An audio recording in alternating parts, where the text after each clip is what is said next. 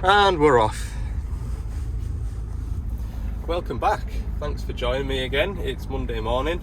Yeah, welcome along. I thought I'd better sort of reintroduce myself a bit. We're getting towards 8,000 subscribers now, and I don't know what's happened in the last 2 or 3 weeks, but there seems to be a lot more of you tuning in and watching, which is greatly appreciated. So if you've clicked on this video, thanks very much. What you're watching is a day in the life of a plant mechanic. I work for a Devellon dealership, previously Doosan, yeah, what you're seeing is sort of what I get up to during a normal working week. So the area that I cover, if you look at a map of the UK, the area that I cover is Cumbria and the borders. So we've got the whole county of Cumbria. Sometimes I get out of those sort of limits a little bit, but not too often. And then if you look at a map of the UK, you've got the M74, which runs from Carlisle up to Glasgow. Anywhere to the right of that generally is my patch, all the way across to sort of Edinburgh, down to Berwick-on-Tweed. That sort of part of Scotland is the area that I cover. Within that area, it's generally forestry and sort of groundworks. There's not that many quarries, so there's not that many huge machines that I look after. It's generally loading shovels in the quarries that I look after, and then everything else is sort of machines between, I would say the bread and butter machines is 14 to 20 ton is what you mostly see, but obviously there's builders with mini diggers and things like that. So today's job is, I've got a wiper motor and a wiper arm to go and fit on a loading shovel, and then a mate of mine has got a Kubota. I think it's like a 2.5 ton Kubota, something like that, and he just wants us to go and look over it, see what all it needs, because I think he's got a bit of work lined up for it this spring. It's a farmer's machine, so it's not mint, but he just wants it to be a bit sort of ready for the year. So that's what I'm going to get done today, hopefully, and we'll see if the phone rings. All right, let's go. Right, so I thought you might as well see this, because I don't think I've shown this before, but I've just been driving between the workshop and the job that I'm going to, and had a phone call off a customer that's got an engine management light on his shovel. So what I can do is go into the app of the, go into the Devellon, what do they call it? Devellon Fleet Management.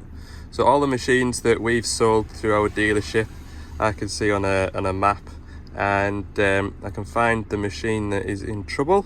And you can see there it's got 7 active error codes, and I can look through them all, see what sort of things going on. They all seem to be open circuit, short circuit to battery, short circuit to battery, short circuit to battery, inducement warning, interruption of dosing. Then what I can do is click on this little PDF symbol here. It downloads the troubleshooting guide, and in a second it should fetch up the troubleshooting guide of what all we need to do to try and troubleshoot and get to the bottom of what the problem is.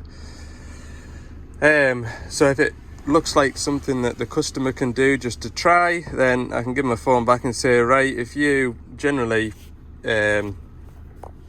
something like an SCR fault, sometimes it'll come up with an SCR fault, and then if you read into the troubleshooting guide, basically all it wants the operator to do is a parked regen. So we'll phone the customer back and say, right, park the machine in a safe place, put the park brake on, isolate the hydraulics, press the regeneration button for 3 to 5 seconds, carry out a force regen, and see if the fault persists after it's completed the regen. So that saves me, in that case, running up to Dumfries and doing that for him, which is sort of pulls me off the job that I'm going to, and also it pulls me off I might be elsewhere in the country. So that's a tool that you don't see me using very often, but I use quite regularly. So I'm going to give the customer a phone back now. It does look as though we're going to need an engineer on site to have a look at that, because the AdBlue system's fairly upset. I would imagine it might have water in a plug or something along those lines. All right. Right, here we are on this 420 shovel. We've got the wiper motor on the front of the machine there. The motor is behind these dash covers. I've never done one on a Dash 7 shovel before, so I'm not 100% sure what sort of a job it'll be.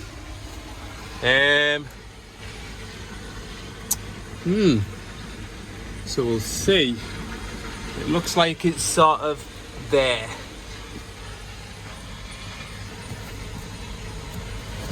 So I think we'll just start pulling screws out of this piece.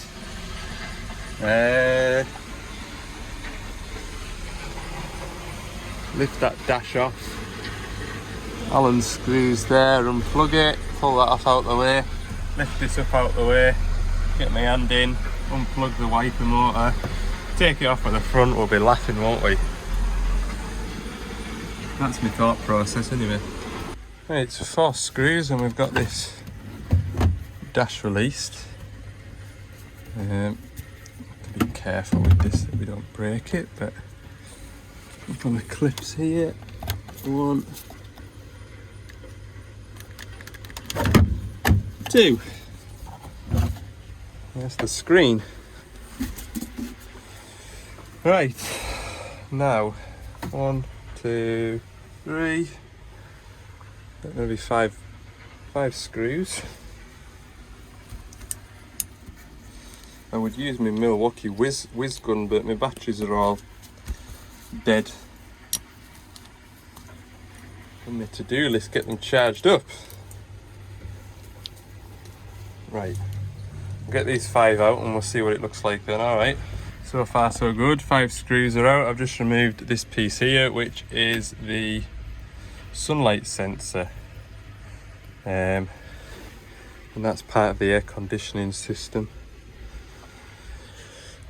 It's a silly little plug to get off, but anyway, we'll move this steering wheel that way, and I think, oh good, that comes off out my way now. Oh, these are much better than the old machines to do.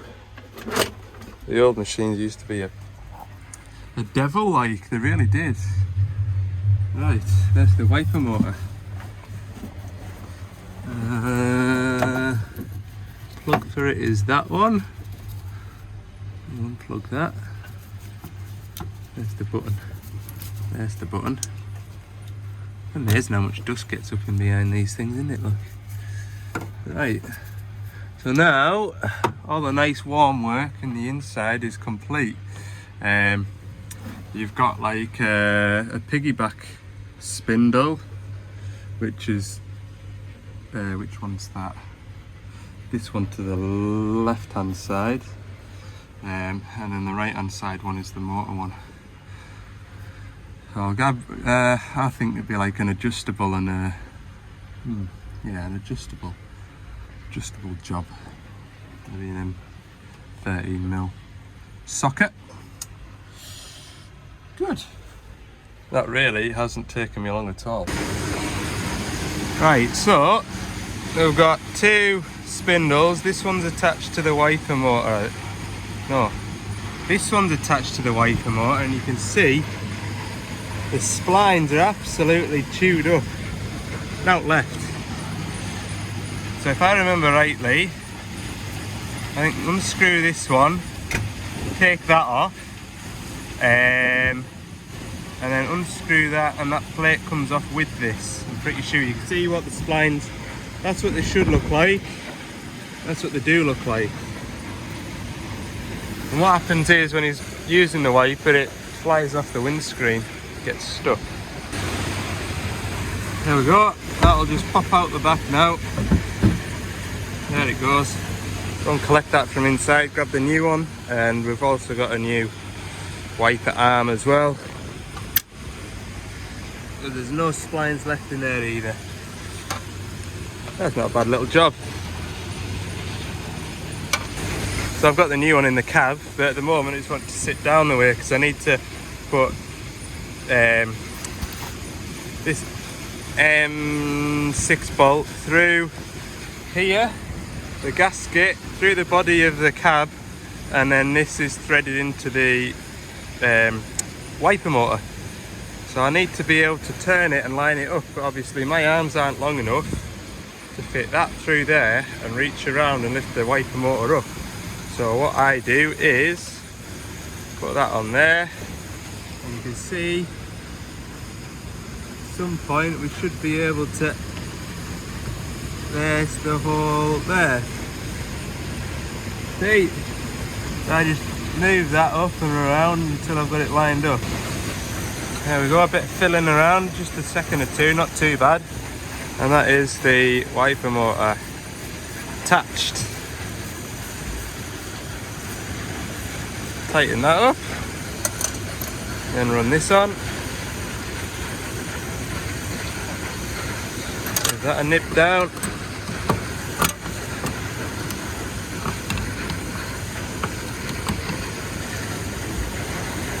Right, I can have that look back. There we go. Right, I'll go and grab my new wiper arm because I have to feed the what's it called, washer pipe through this spring. Right, that's the arm fitted. The arm came with new washer jet pipe, so I've disconnected it in the cab and I've shoved it through. Got the wiper blade on. We'll just set this to about there. That should be its park position. We'll run these nuts on, plug it in and see if I'm in the right bit. Can easily make an adjustment if we need to. Right, before I build everything back up, just check that it works. I'll just plug the screen in temporarily. Avoid a load of error codes and beeping while I do this. So wiper controls are on this stalk. That is absolutely perfect. Generally when you get a new starter motor, it's in the park position.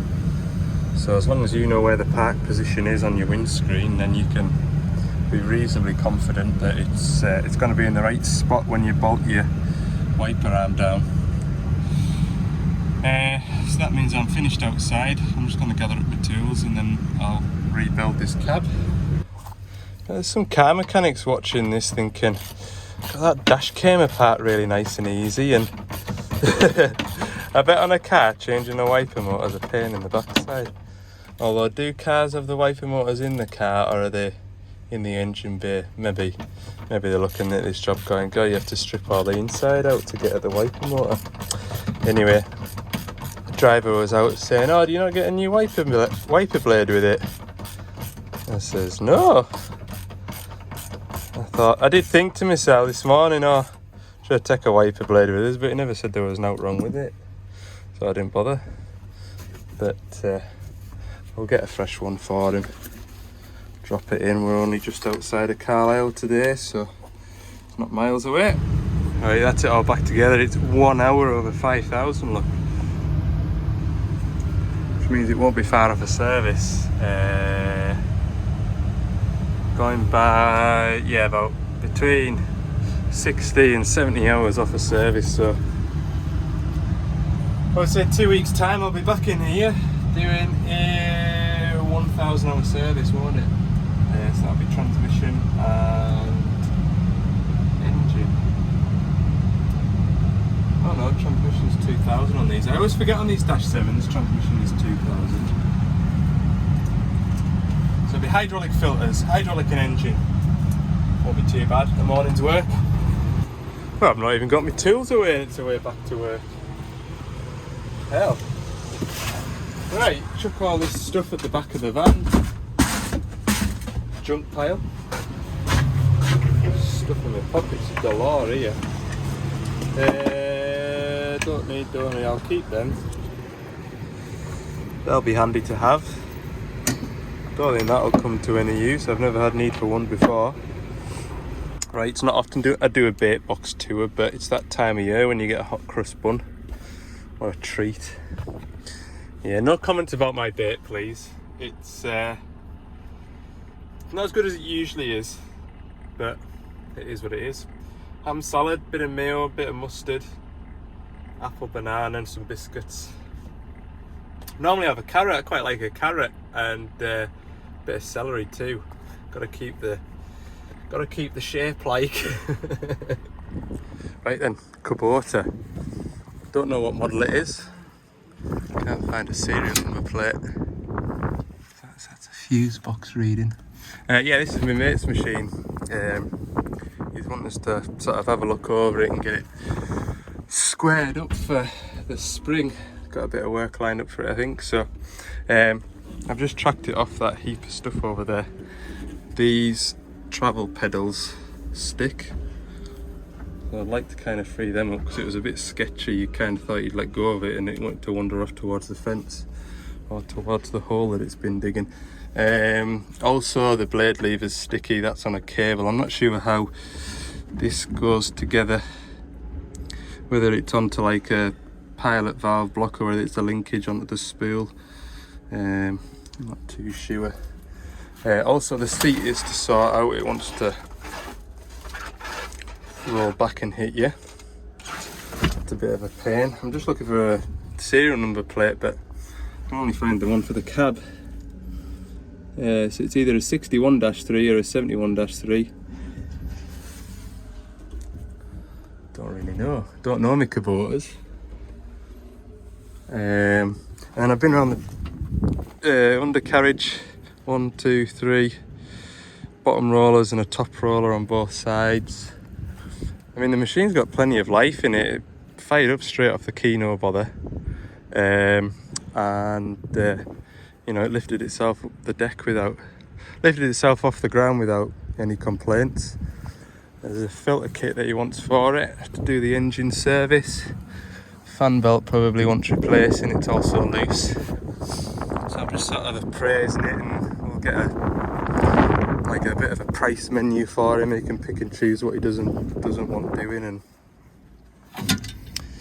yeah. So does anybody know where I can find a serial number?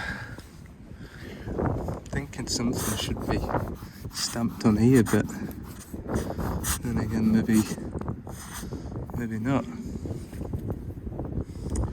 Where serial numbers at normally on these diggers? Is that a number there, or is that looks like a number? What's that? 804L1. Maybe that might be a serial number. Right, I'll have a good ratch over it anyway, but yeah, proper farm spec. Well done, Al.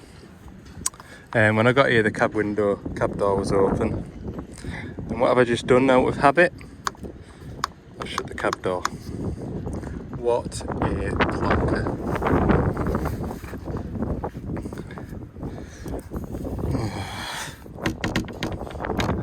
Okay, I had that window up before, just have a look at this rubber because I want that rubber replaced. Oh, I've locked it. Locked myself out. What an idiot. Done it. Broke back into it. Eee, man, I don't think that latch is working. I think it was maybe just tight in the door frame.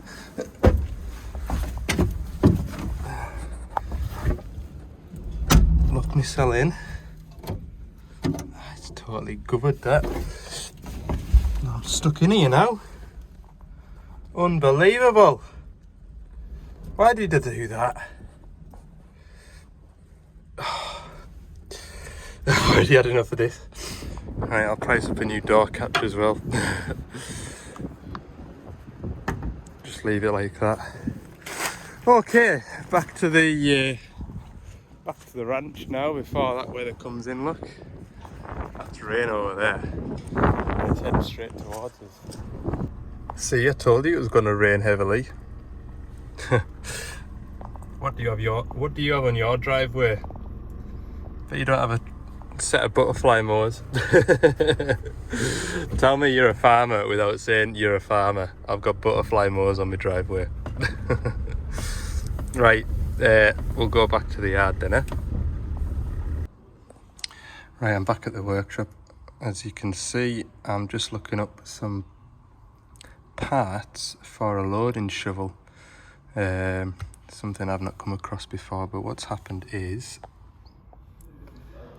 there's 4 bolts that go through this plate here, which hold this pin up through the centre joint, and it has sheared those bolts off, and the pin's starting to walk out the bottom. So what would cause that? What would cause that? The bearings? They are bearings, aren't they? Bearing taper roller. And they just shim up and stuff. And it's the top bit here, it's this one here that's falling out rather than the bottom one, which is handy. Yeah, not ideal at all. Get a new pin, new bolts, pull the old pin out, put a new pin in, put the new bolts in and see what happens, or split the machine and replace all this lot as well. Don't know what to do. The machine is on 24-hour shifts as well, so it's just started its working week. It's also due a big service, 6,000 hour service. Yeah, that's a lot more work to do in a day than you want to be doing in a day. And it's a job that you won't get to see me do either, because it's on a site that doesn't allow phones. It's a shame, but anyway, I've got that conundrum to deal with. Right, I've just been on the phone to my colleague that's done one of these or a couple of these before. Apparently it's no big deal. Generally it's either the bolts around here that snap or the bolts here, and he just jacks that pin back up into position, removes the bolts, but he's got a special drill that he uses, because you've got to remember the cab is right above here. The cab sits right above here, so he's got a 90-degree, I think it's like a 90-degree drill that he uses, and he says he'll not do it without it. So he's going to leave that at Dumfries yard for me, so I'm going to go and collect that, and then these parts here I'll get put on an urgent. We should have them for 8:30 tomorrow, so you won't get to see that, I'm afraid. Bit rubbish. Would be a nice juicy job to get your teeth into, like. Don't really like broken bolts, I really don't. Okay, I have picked up the 90-degree drill, which my colleague says I won't be able to do the job without, so we shall see. Well, I'll see tomorrow. You won't be able to, which is unfortunate, because it'd be a good job for content. You could see it now.